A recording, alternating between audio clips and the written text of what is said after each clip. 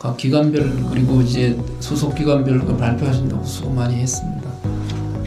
동계들이 이제 거의 마무리 단계에 들었죠, 그죠? 그 관내에서는 제가 부임하면서부터 그동안 많은 말씀을 드렸는데 그 원거리 조업선이나 연안에서 사고가 단 한 건도 발생하지 않아서 정말 안전하게 잘 관리가 된 것으로 생각을 하고 각 경찰서 지휘관분들께 진심으로 감사를 드리고 그 현장에서 고생하시는 직원들한테도 진짜 감사를 드립니다.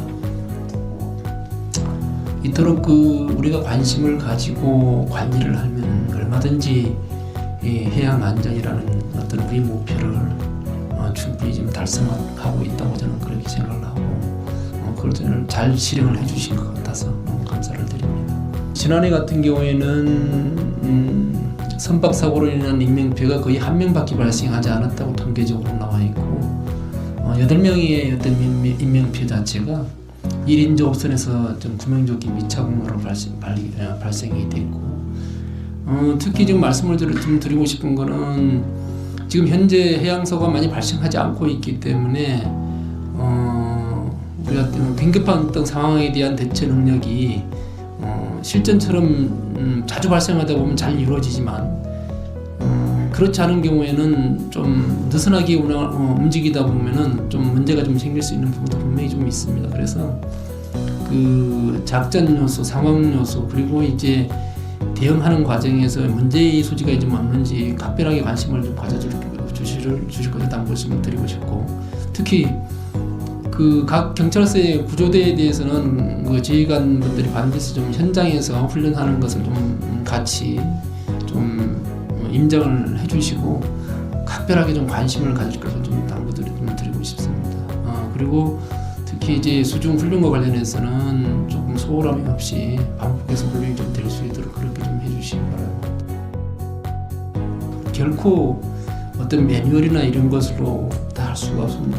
그 매뉴얼이 만능이 아니라는 것을 좀 확실히 좀 알아야 된다고 생각합니다. 모든 어떤 상황들이 과거의 사건과 동일하게 과거의 어떤 사안과 동일하게 발생하는 게 반복적으로 발생하는 것이 아니고 사안마다 특이한 어떤 상황이 지금 돌출이 되고 있기 때문에 절대 그 매뉴얼로 가지고 될 것이 아니다. 그게 훈련이 제대로 안 돼 있고 자신감이 없으면 있잖아요. 현장에 어떤 자신이 위험한 상황, 자신이 어떤 목숨을 걸어야 되는 어떤 그 굉장히 위험한 상황에서 과연 그것을 지금 국민의 어떤 생명을 구조하기 위해서 서슴없이 망설임 없이 과연 그 칠흑 같은 어둠 속에서 선례수색이 가능할까?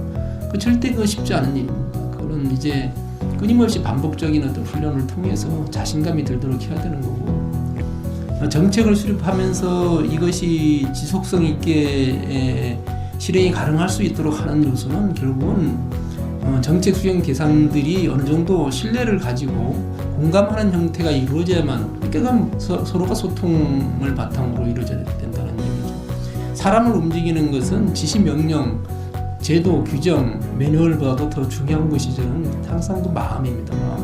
마음이고 정신이고 그런 것이 좀 중요한 것이고 이게 사람을 움직이는 건 절대 어떤 매뉴얼만이 문제가 아니다. 제도나 지시 그것이 아니라는 것을 현장에 계신 분들은 좀 잘 이해하고 계셔야 되고 그 결국은 그 마음을 움직여야 되는데 그 마음을 움직이는 것이 가장 효과가 있는 것은 저는 신념이라고 생각을 하고 우리가 구조대나 어떤 현장에서 일을 하시는 분들이 가장 가져야 될 마음 자세 그 신념은 어떻게 생기는가를 이렇게 고민을 해봤거든요. 신념은 어떻게 생길까요, 여러분?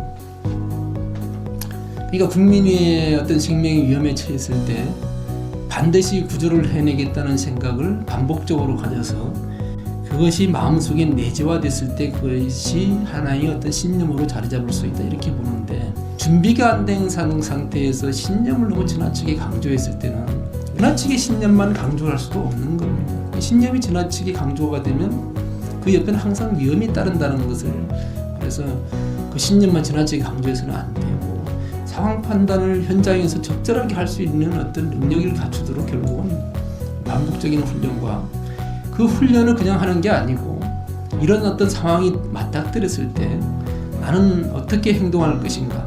그래서 문제 해결 능력을 가진 스스로 이런 어떤 현장의 어떤 대응 능력을 키워가는 것이 좀 필요한 부분이라고 생각을 하고, 그렇게 하려면 지휘관들이 관심이 좀 계속적으로 좀 현장에서 이루어져야 되는 부분이 있고, 그렇게 좀 해주셔야 된다고 생각합니다.